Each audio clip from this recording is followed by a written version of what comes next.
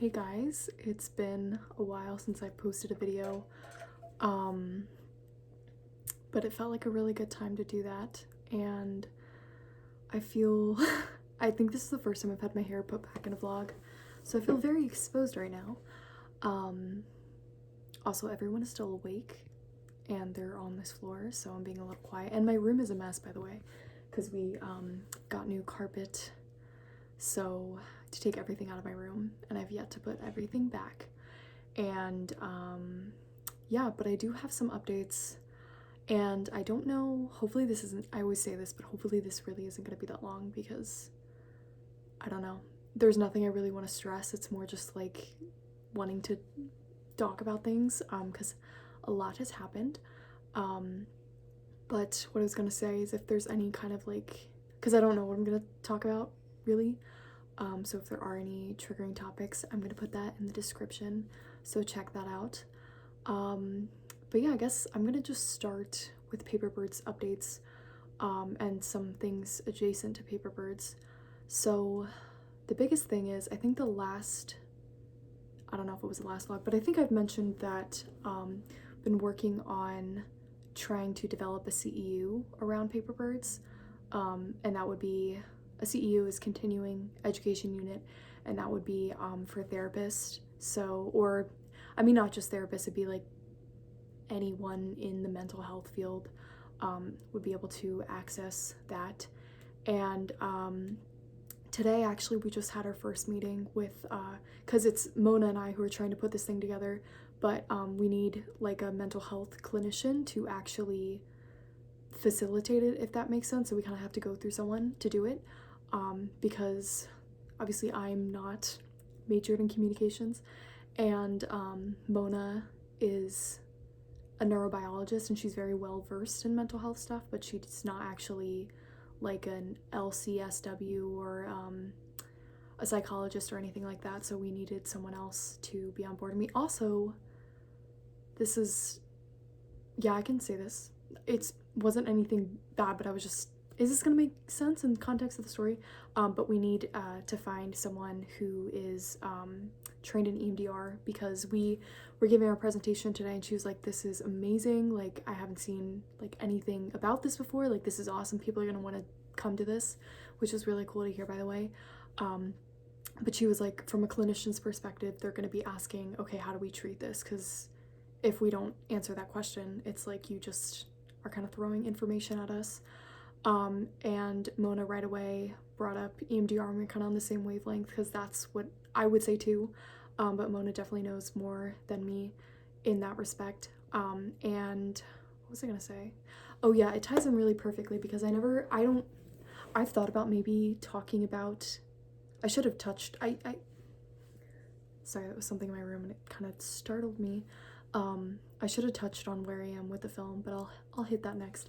I've thought about talking about EMDR in the film itself, but I haven't, and I don't know if I will, just because I feel like that would be too big of a thing to bring into a piece like that, because I want it to be more focused on that experience, and you don't want to have like too many cooks in the kitchen, so to speak, because then it kind of just draws away attention from what you're trying to focus on.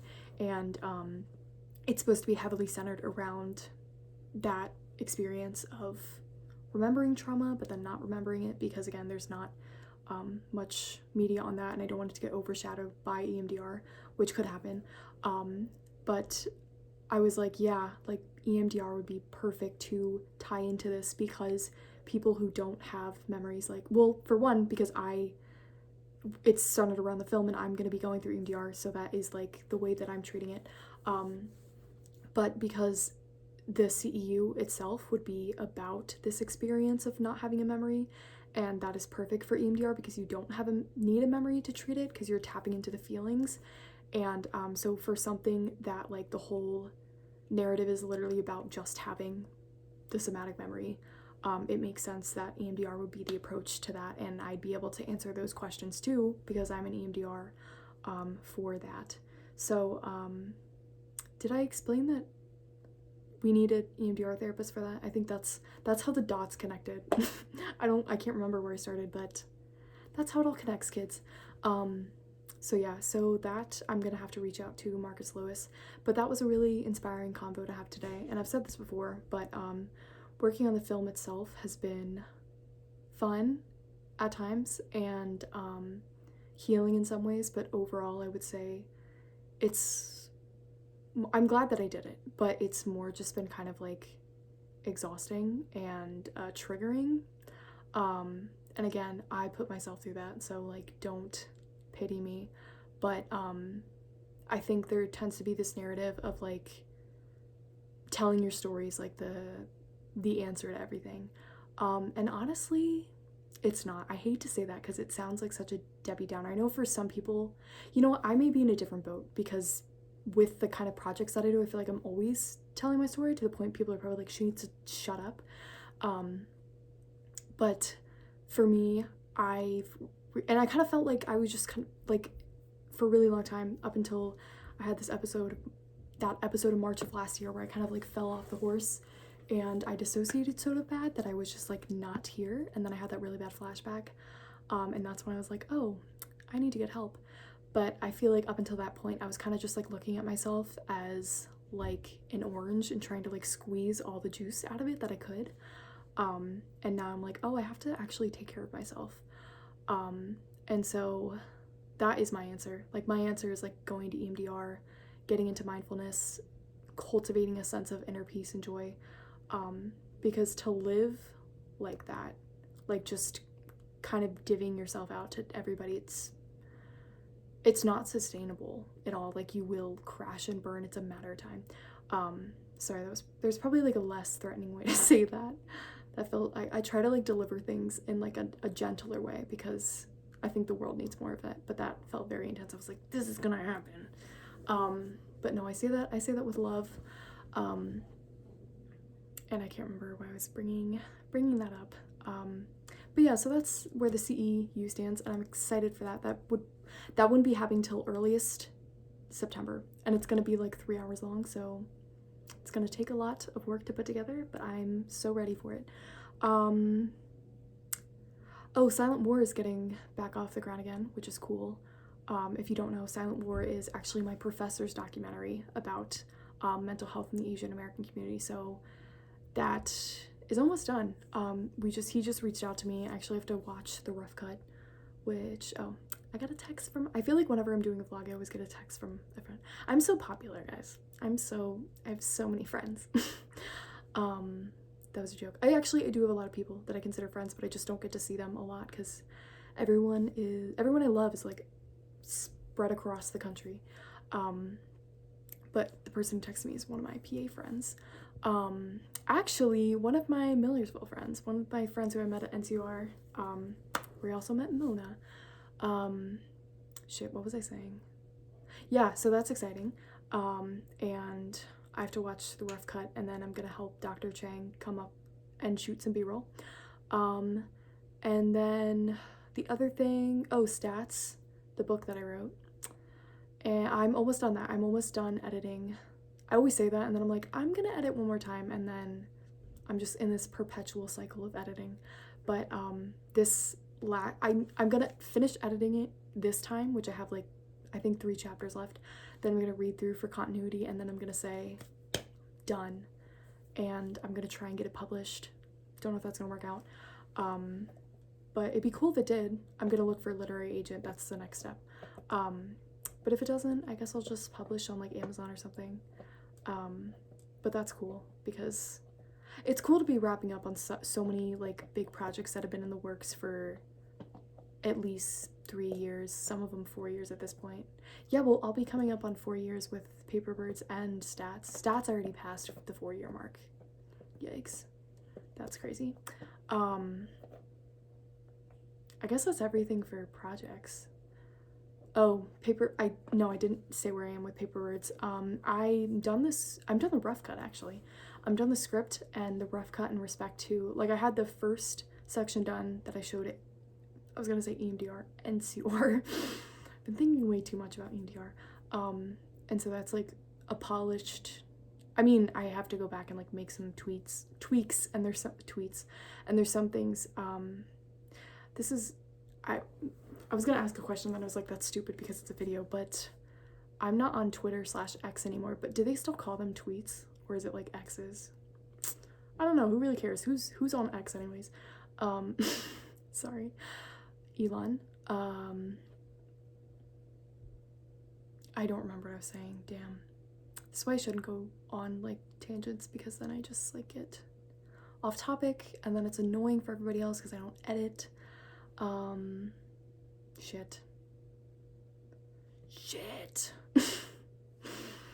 I was talking paper birds, yeah. So I finished putting together the rough cut, so like all the A-roll is in there, but I still have to like film B-roll, edit it, find music, and do the credits. So some stuff on the docket, but it's honestly like it wouldn't take that long. Like if I had all the B-roll, I could probably knock it out in like a weekend if I stayed focused, but I don't have the B-roll. So I'm gonna get that in like April, and hopefully by like sometime in the summer I'll be done Paper Birds, the film portion of it, and then I'm thinking about maybe submitting to festivals at the very least.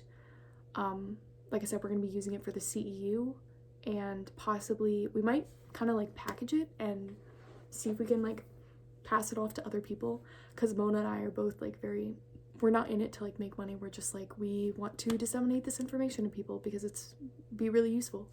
So that's kind of both our viewpoints, so we're kind of just like, hey, whatever. But yeah, so that's all the like not technical side of things, but the non-personal side. So personally, like I've said, I've been in EMDR for almost a year now. It'll be a year next month, sometime in April. And that's really weird, because I feel like this year has been like a blur. It's been strange, for sure. And it's been very hard. And I've grown a lot, but yeah, it's EMDR is very hard. What was I gonna say? Oh, but the big news is I'm getting ready to reprocess the box trauma, which, yikes, that's scary. And I think where we left off, actually, in like late December, I think is the last vlog, I had just done like my first reprocessing session, or like was just starting to really get into it. And so we've worked on like smaller things and more so tackling like emotions, because I'm in EMDR for PTSD, that's why I started EMDR, but I'm also in there for treating complex trauma, so that's like death by 1,000 cuts.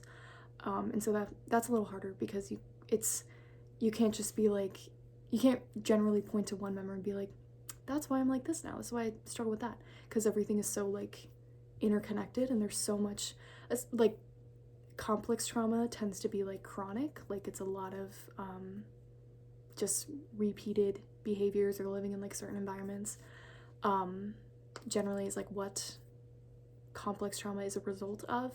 And so yeah, like I said, EMDR is a little bit harder with that, because it's a lot simpler working with just like a singular event, because yeah, complex trauma is kind of like this whole web.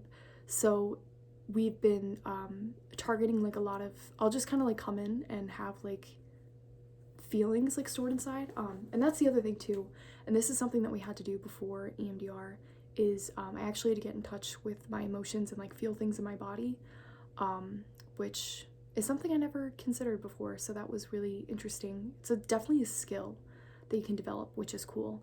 I think a lot of people, I'm actually bringing this up because I saw it in one of the support forums I'm in, and I took the time to comment on it, but people tend to mistake indifference toward past events, past like traumatic events, whether they consider them traumatic or not, as like a sign that it's not affecting them, like that they're okay. But a lot of the times that's just more symptomatic of like dissociating or minimizing.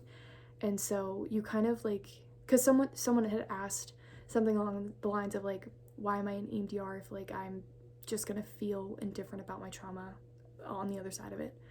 And I was like, well, actually how it works is you're here right now where you're kind of like repressing that trauma, and it's still showing up in every area of your life. You just, whether or not you recognize it, and it's showing up in ways that you don't necessarily notice. Whereas like with EMDR, so you start there, you get in touch with like your body and how things feel, and then you can work with that, get to a place of where you're feeling it, which is hard, and then you can get to a place where you move that stuff out of your body, and then it's not like impacting your daily life anymore. It's filed away, and it's good.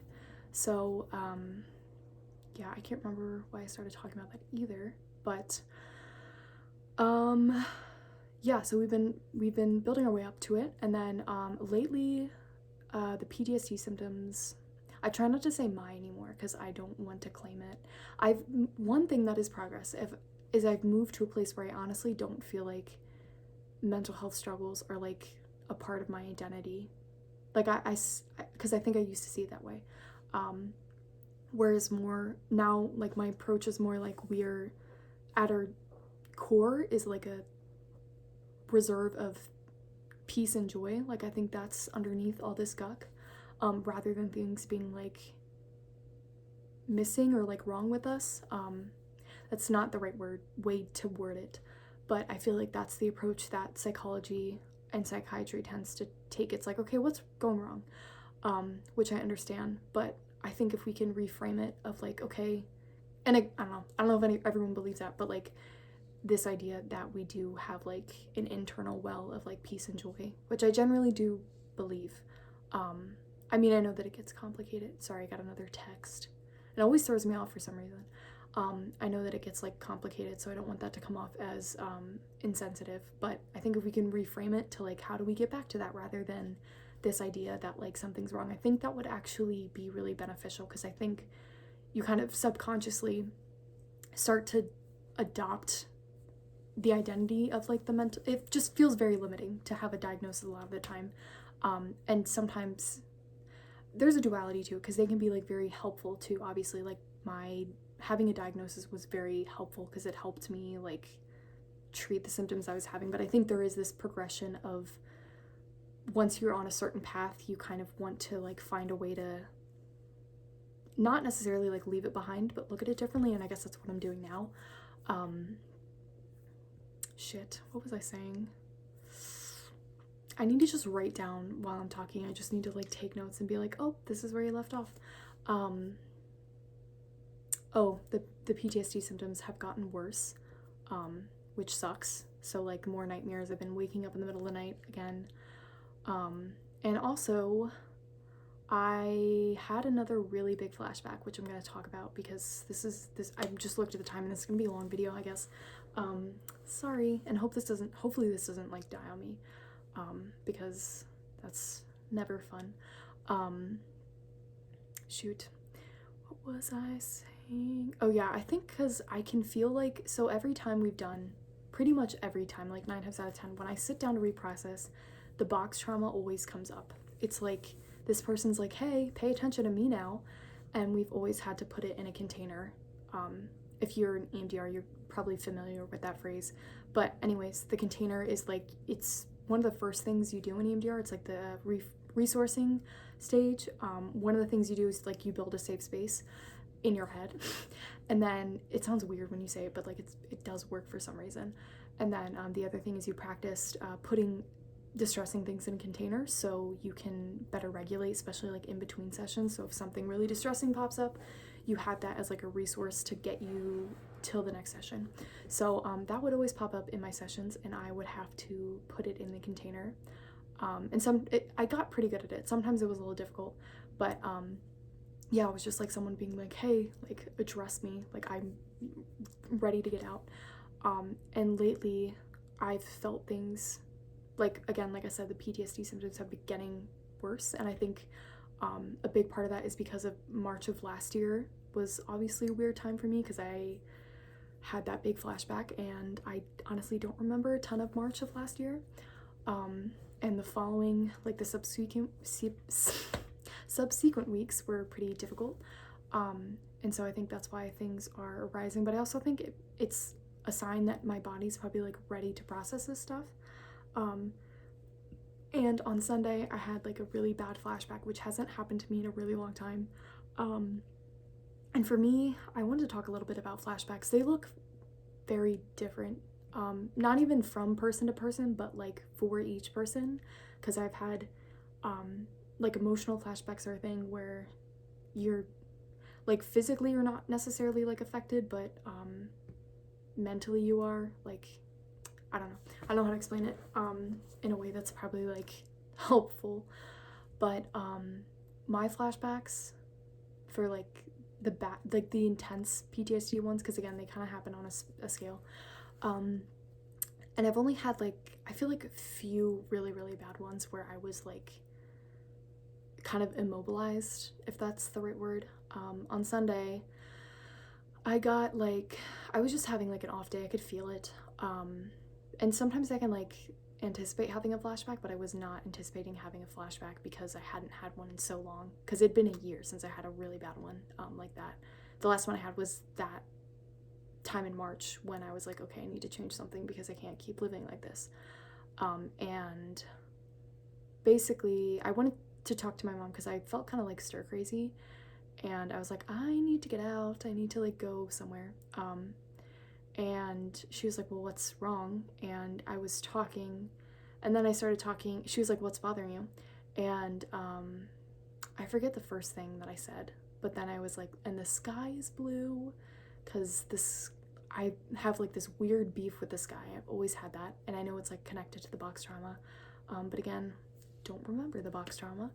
And then I just started, that's when I like slipped into the flashback, and I just started screaming that the sky was blue. I was like, the sky is blue, Mom. And that sounds really dramatic and like, I don't know, like movie-like, but that's literally what happened. I literally was like in fetal position screaming on the floor.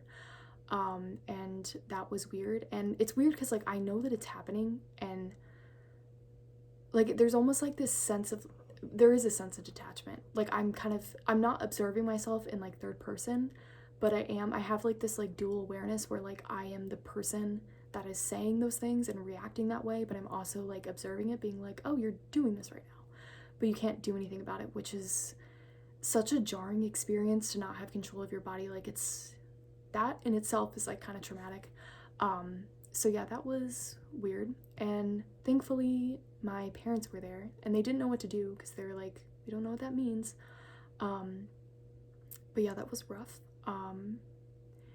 And then I guess this is irrelevant, but I had to, so when I said I wanted to go away, I was thinking about going to down to visit family in Florida for like a week.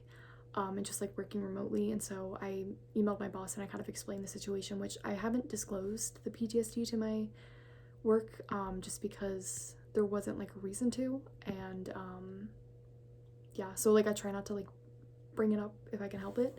But I was like, hey, this is what's going on, because I didn't want them to think I was just like trying to, I don't know, they've given me a lot of freedom, and I didn't want them to think that I was trying to abuse that by being like, hey, I'm gonna go on vacation for a week and just work remotely.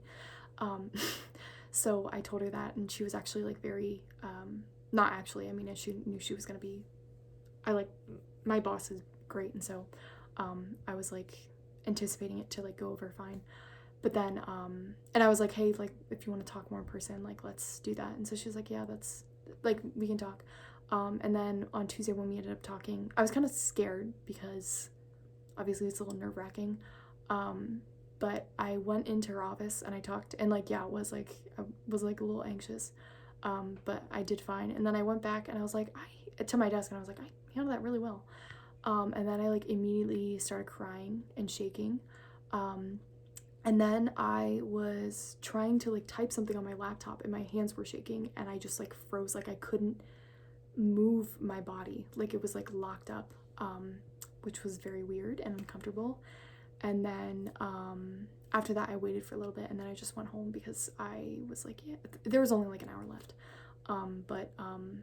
Yeah, just like I knew that I wouldn't be able to get through the rest of the day. So that was yesterday. Yikes.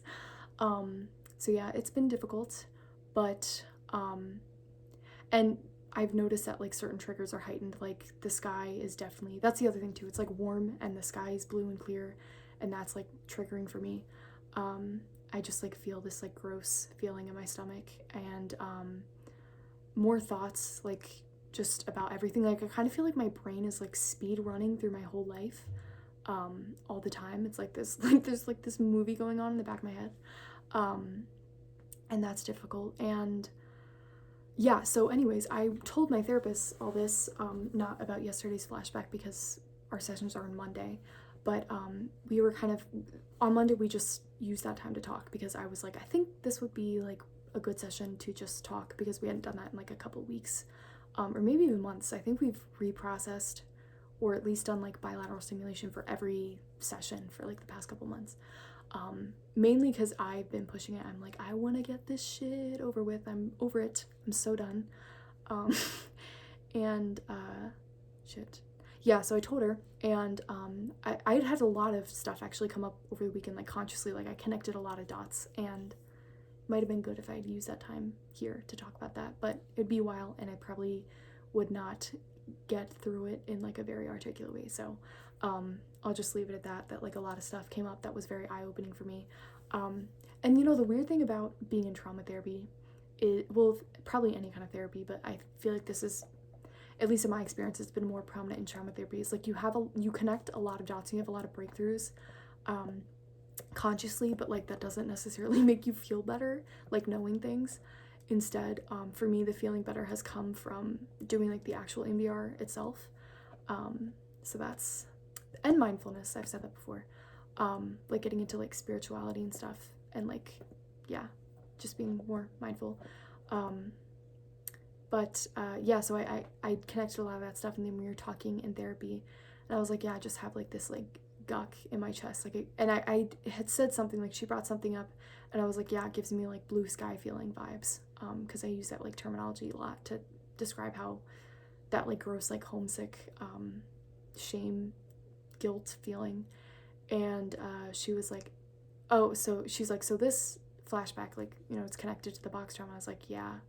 And she's like, well, do you want to try reprocessing the box trauma? And I was like kind of surprised that she said that, because I was kind of under the impression that it'd be a really long time till we touch that. But I don't know, she was like, I was like, yeah, like let's do it. And I think that I'm ready. I think I'm as ready as I probably can be in this state, because you're kind of just like existing. And don't get me wrong, I'm in like a little bit of a rough patch right now, but when I was on vacation, because I went on vacation for like 3 days to Great Wolf Lodge, and I actually did really well there. And then when I came back, I just like, which was I think last week, I just have been off ever since then. Like it's like something like shifted in me, like a tectonic plate, weird. And so yeah, I've been off since then, and but I was like doing like well before that. Like I've had like my baseline, when I get to back to that baseline, it's like more peace and joy than where I was before. Right now I'm like very anxious and exhausted. Like I'm so exhausted mentally and physically. I got like 8.5 hours of sleep last night, and I still woke up and I was like, I don't know if I can like drag myself to work. But I did, and I got through it. But yeah, I think this is, I don't think I'm gonna get out of this mud unless I trudge forward, so I'm kind of ready to just approach it. I think it's gonna be really hard. I honestly don't know how it's gonna go over, but the good news is I have 2 sessions next week. Monday, we're gonna jump into the box trauma, and Thursday we're gonna meet again to just like recap and talk. And the good thing is my boss too was very understanding, and I explained everything, and she was like, keep me in the loop on how you're doing. And so I feel comfortable that if I like need to take a day off or something, or like something's weird and need to work from home, I can do that. But yeah, it's been really hard because the past couple of days I feel like that child me that like experienced that trauma is like at the surface, and that's why things have been so intense, and why I kind of feel like I'm ping-ponging, I think that's the word that people use, like between like 2 different realities. And it's very weird. It's like kind of trying to stand on like 2 shifting like kind of like, you ever seen movies where they make like a crack in the earth, like there's an earthquake, and then people have like 1 foot on one side and one side on the other. That's kind of how it feels the past couple days. But yeah, so I'm scared, but I don't think, like, there's no way around it, you know? Like that's how it is. And I'm in too far now to like go back. Like I literally cannot.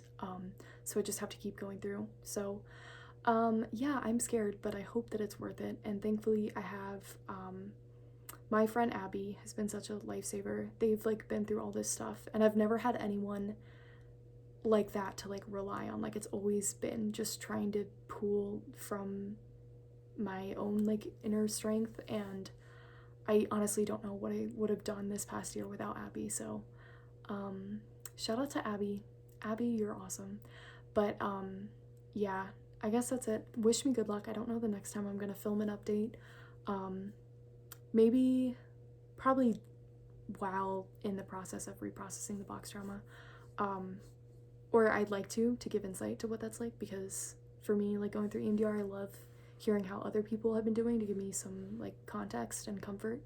But yeah, I think that's everything. Sorry, this was long, and I hope everybody has a great day or night, depending on when you watch this and when I post it. Bye.